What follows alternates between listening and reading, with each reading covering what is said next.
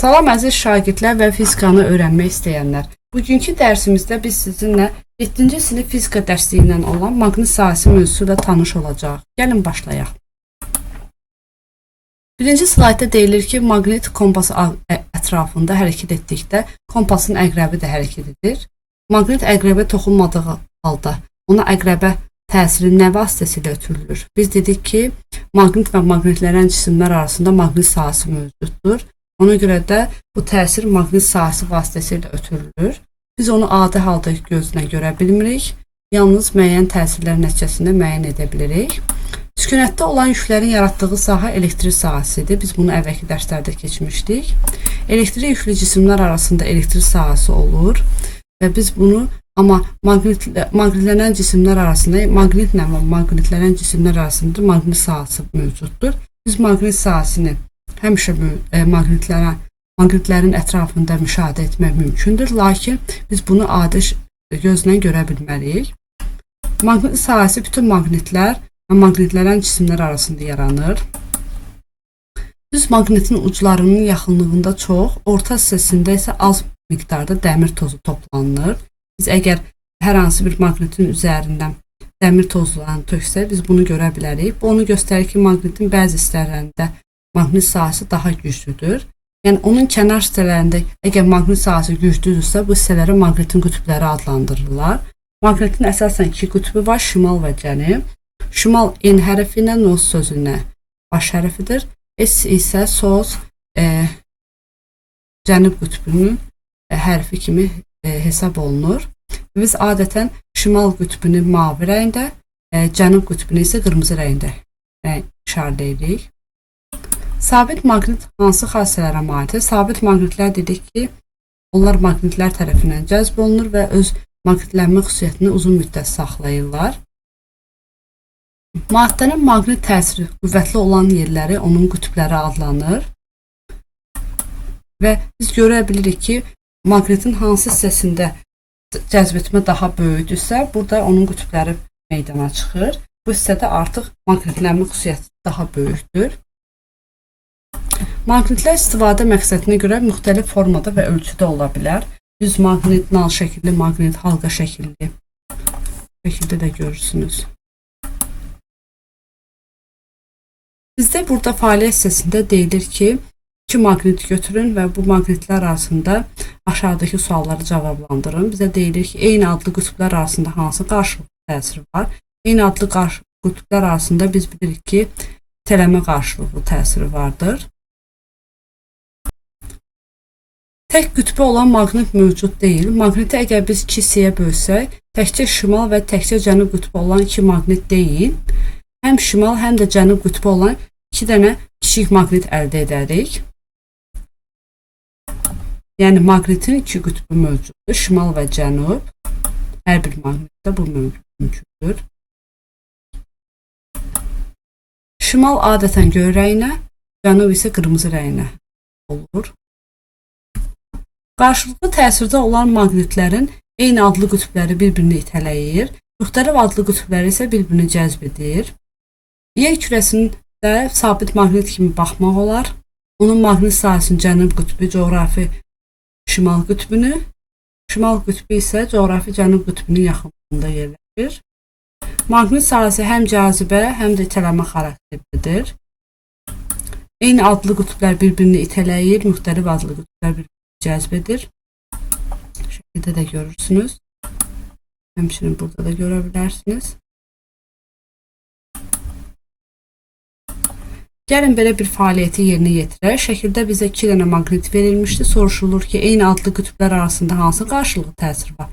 Eyni adlı qütblər arasında itələmə maqnit qarşılıqlı təsiri vardır. Müxtəlif adlı qütblər arasında isə cəzb etmə qarşılıqlı təsiri vardır. Hər iki maqnitin bir-birinə təsir etdiyini nəyə əsasən deyə bilərsiniz? Əgər həmin maqnitlər arasında cəzb etmə və itələmə yaranırsa, biz onda deyə bilərik ki, bunlar arasında maqnit sahəsi var. Ona görə də bir-birlərinə təsir edirlər. Maqnit əqrəbi iki qütbə malik kiçik sabit maqnitdir. Kompasın əsas hissəsi maqnit əqrəbidir.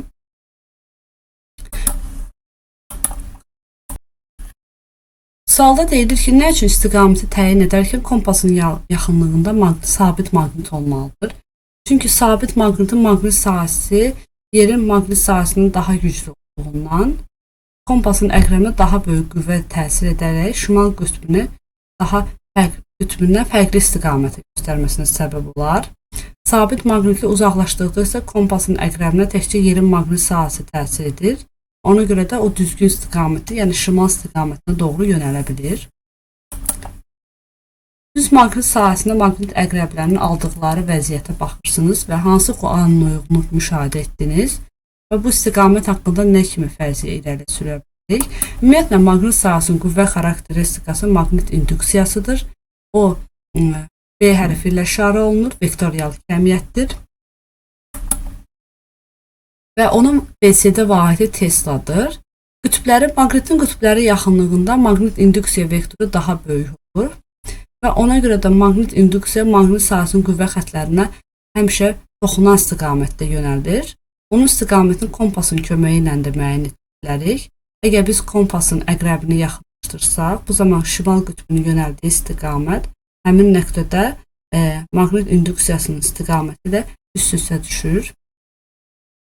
Maqnit qüvvəsinin istiqamətini təsvir etmək üçün maqnit induksiya xətlərindən istifadə olunur. Maqnit induksiya xətləri qapalıdır. O maqnitin şimal qütbündən çıxır, cənub qütbünə doğru yönəlir. Burada da görə bilirsiniz. Burada da. Maqnit sahəsi burulğanlıdır. Ona görə də maqnit induksiya xətləri həmişə qapalıdır. Onların nə sonu, nə də başlanğıcı vardır.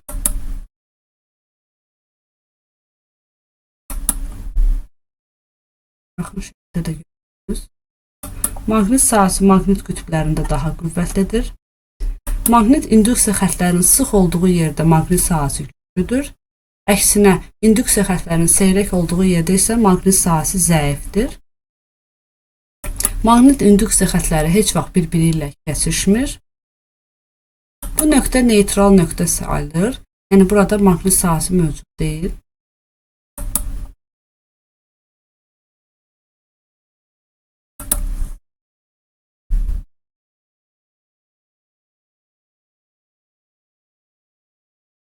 Maqnit induksiya xətləri bir-birinə paralel olub eyni sıxlıqda paylanarsa, bu sahə bircins sahə adlanır.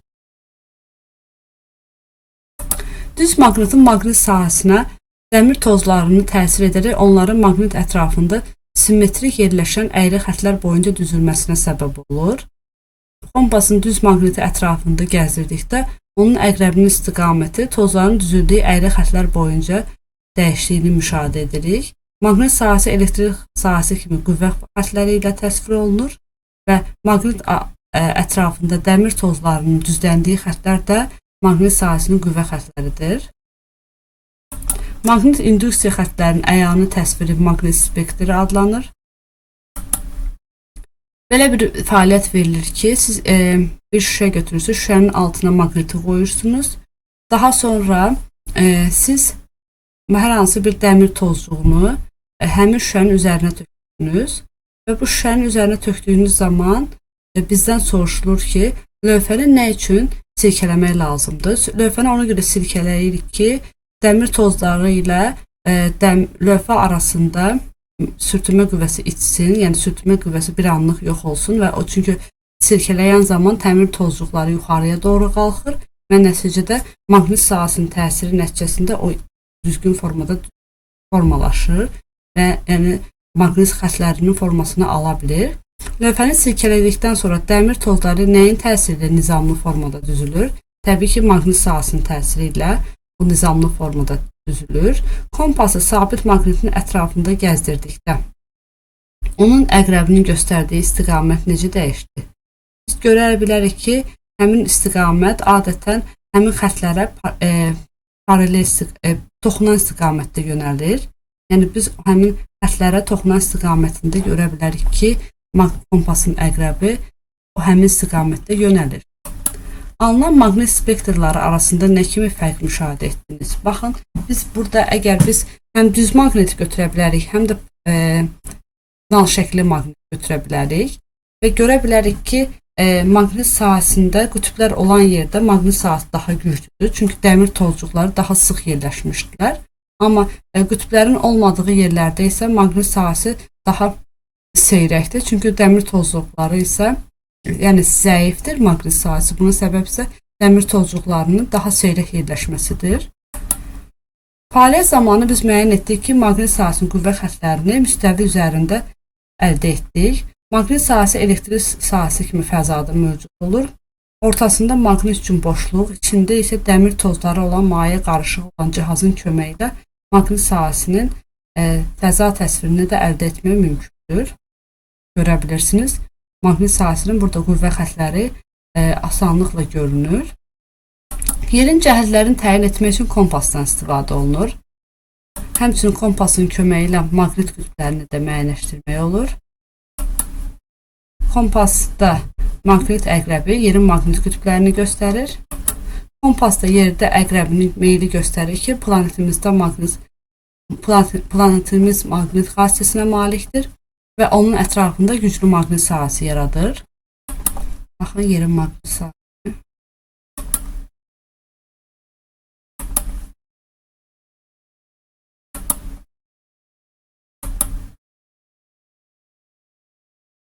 Yerin coğrafi qütbləri ilə maqnit qütbləri üst-üstə düşür.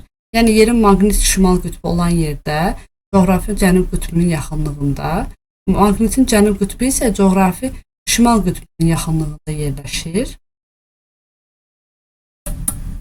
Yer kürəsi böyük maqnitdir. Kompasın əqrəbinin şimal qütbü həmişə yerin şimal coğrafi qütbünə, cənub qütbü isə yer kürəsinin cənub coğrafi qütbünə doğru yönəlir.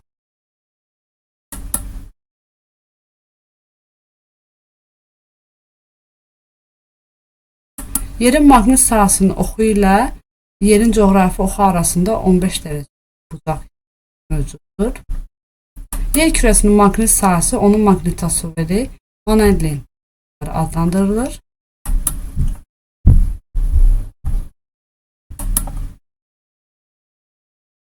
Van Allen qurşaqları yerdəki canlıları kosmosda və günəşdən gələn məhvedici enerjidən, zərərli kosmik şüalardan qoruyan siper rolunu oynayır. Günəş sistemində yerdən başqa Merkuri, Yupiter və Saturn planetlərində də maqnit sahəsi aşkar edilmişdir. Ay maqnit sahəsinə malik deyildir. Günəş atmosferində güclü partlayışlar baş verdikdə kosmik fəzaya atılan sürətli yüklü zərrəciklərin bir hissəsi Van Allen qurşaqlarını keçərək yer kürəsinə daxil ola bilir. Yerin atmosferinə daxil ola bilir. Nəticədə bu zərrəciklərin yaratdığı maqnit sahəsi yerin maqnit sahəsinə təsir edərək onu gücləndirir. Maqnit qasırğası baş verir. Maqnit qasırğası zamanı radio rabitədə pozulmalar yaranır. İnsanın səhhəti pisləşir. Şimal qütbünə yaxın ərazilərdə isə maqnit sahəsinin təsirinə qütb parıltısı baş verir. Belə bir sual verilir ki, maqnit qarşılıqlı təsiri dedikdə nə nəzərdə tutulur? Bu qarşılıqlı təsir məsafədən asılıdırmı? Maqnit qarşılıqlı təsiri dedikdə biz deyirik ki, maqnit qütbləri arasında cəzb etmə və itələmə təsiri nəzərdə tutulur. Biz bilirik ki, maqnitlər bir-birinə yaxınlaşdırdıqda qarşılıqlı təsir daha çox hiss olunur. Amma məsafə uzaqlaşdıqca maqnitlər arasında qarşılıqlı təsir qüvvəsi də. Məsafə azaldıqda maqnit qarşılıqlı təsir qüvvəsi artır. Məsafə çoxaldıqca maqnit qarşılıqlı təsir qüvvəsi isə azalır. Sizcə yerin şimal və cənub maqnit qütbündə kompasın əqrəbi hansı istiqamətə meylidir? Yerin şimal qütbündə kompasın əqrəbi şimal qütbünü göstərir. Yerin şimal qütbündə biz bilirik ki, şimal maqnit qütbündə biz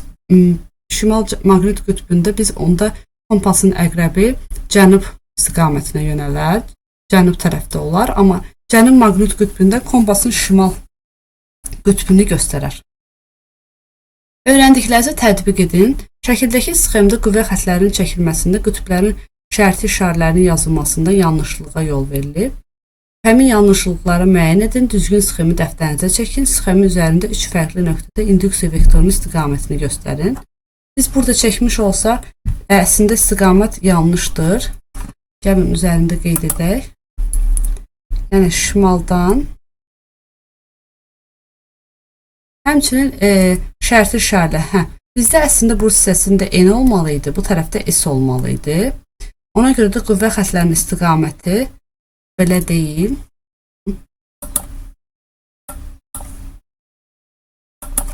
Yenə də şimaldan cənuba doğru götürülməli idi. Əslində doğru çəkilib. Sadəcə şərti işarələrinin yazılmasında yanlışlıq vardır. Sonra bizə deyilir ki, 3 fərqli nöqtədə induksiya vektorunun istiqamətini göstərin.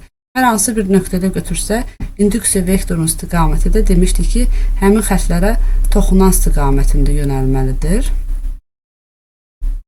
Baxın, toxunan istiqamətində mütləq vektorial olduğunu göstərməliyik.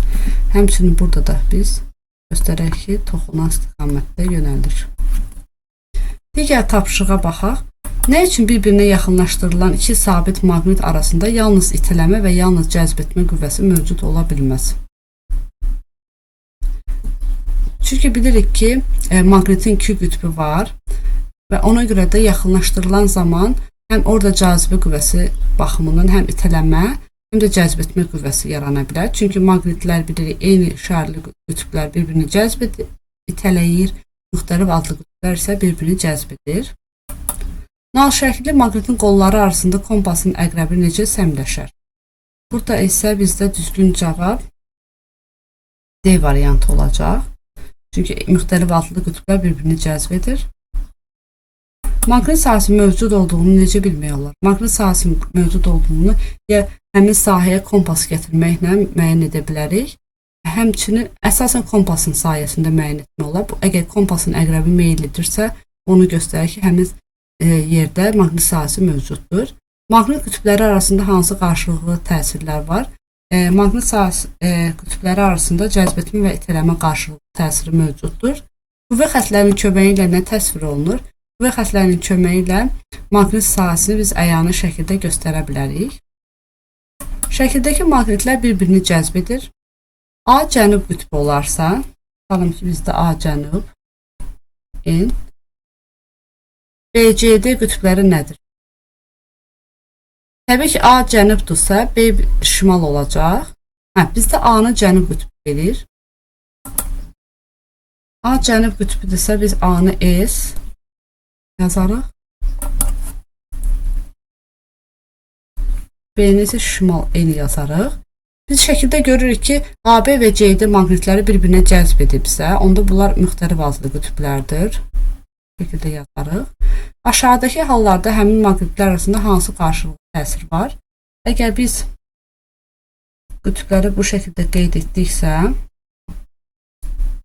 yəni bizdə CSDN, BN olduqsa, görürük ki, eyni adlı qütblərdə, eyni adlı qütblər bir-birini itələyir. Yəni bunlar arasında itələmə qarşılıqlı təsir yaranacaq. Amma burada baxsa,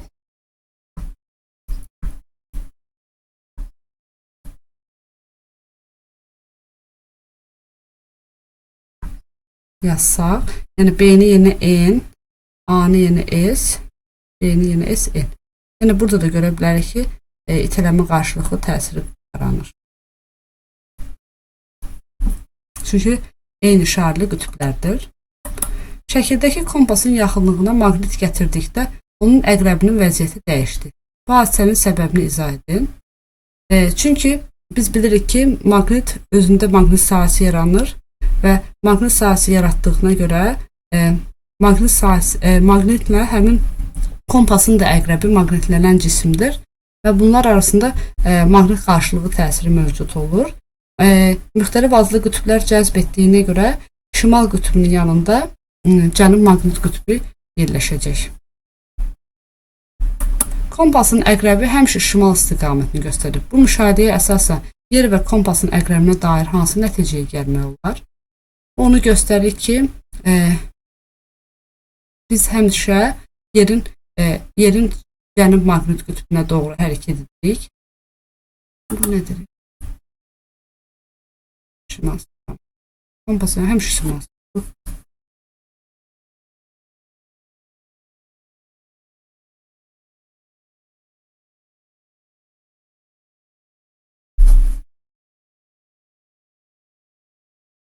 Şimal göstərir.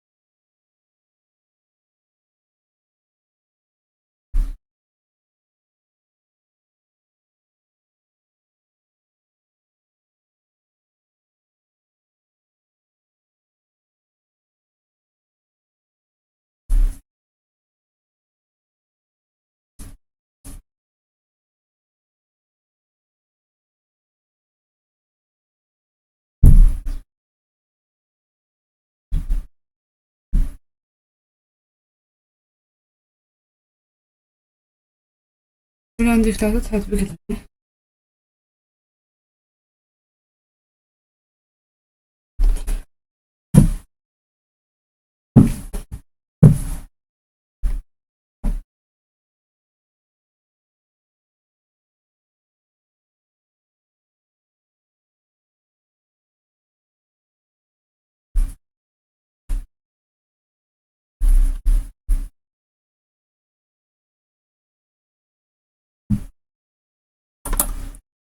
Şəkillər üzərində düz maqnit yerləşdirilən arabacıqlar təsvir olunmuşdur.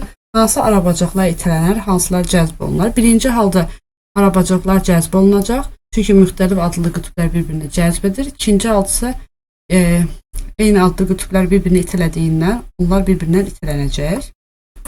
Elli-Venn diaqramda uyğun bəndləri seçin. Maqnetit adlı mineraldır. O təbii maqnitə aid edirik. İstehsal olunursa süni maqnitdir.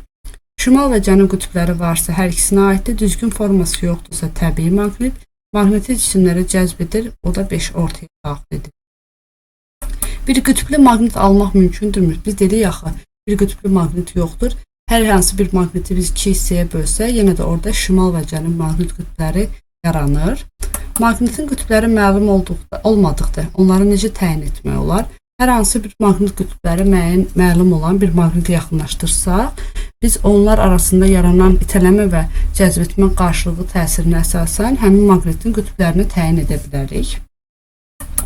Sabit maqnitin əsas xassələrini sadalayan, sabit maqnit əsas xassələrindən biri odur ki, uzun müddət maqnit xüsusiyyətini saxlayır və güclü maqnitlənmə xüsusiyyətinə malikdir.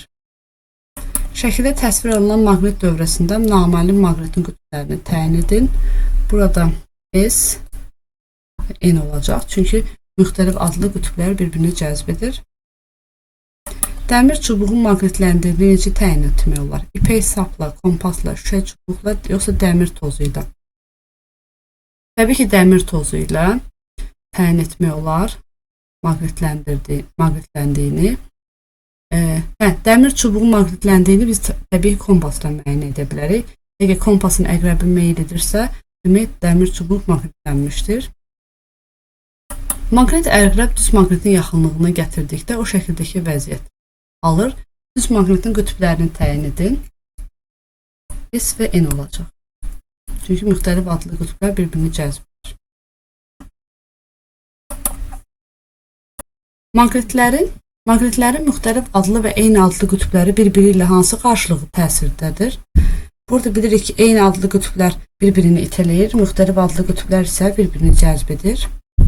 Başqa planetə uçmuş astronavt o planetin maqnit sahəsinin olub-olmadığını necə müəyyən edə bilər? Təbii ki, orada kompasına müəyyən edir. Əgər kompasın əqrəbi müəyyən qədər meyl edirsə, orada maqnit sahəsi mövcuddur. Maqnitə dair aşağıdakı suallara cavab verin. Hansı hissələri onun qütbləri adlanır? Maqnit tərəfindən hansı hissələr ki, maqnitlənmə xüsusiyyətinə, güclü maqnitlənmə xüsusiyyətinə malikdirsə, o hissələr maqnit qütbləri adlanır.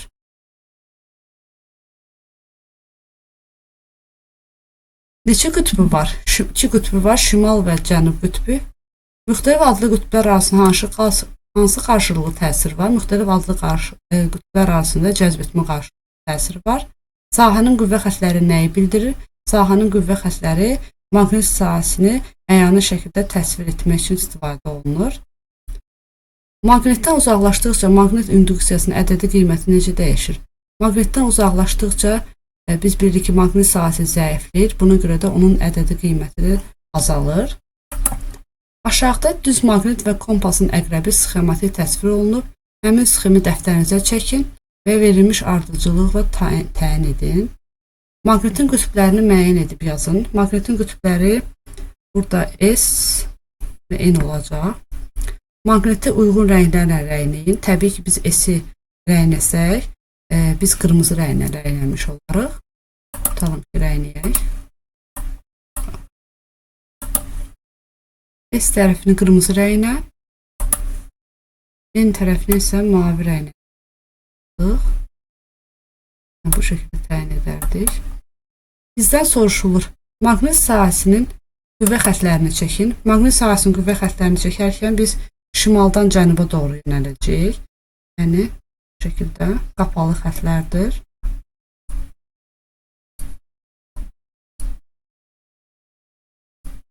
Həmçinin aşağıdan da çəkə bilərik.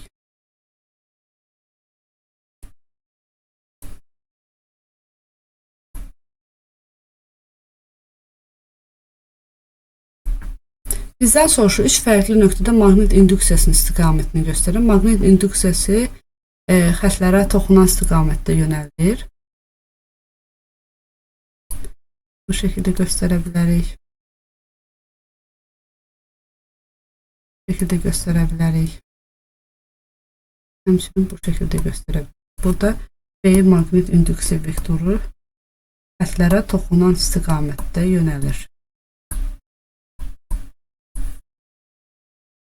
İstəsəniz bunu biraz fərqli rəngdə də göstərsək, tam aydın bilə bilərik ki, baxın, maqnit induksiya xətləri həm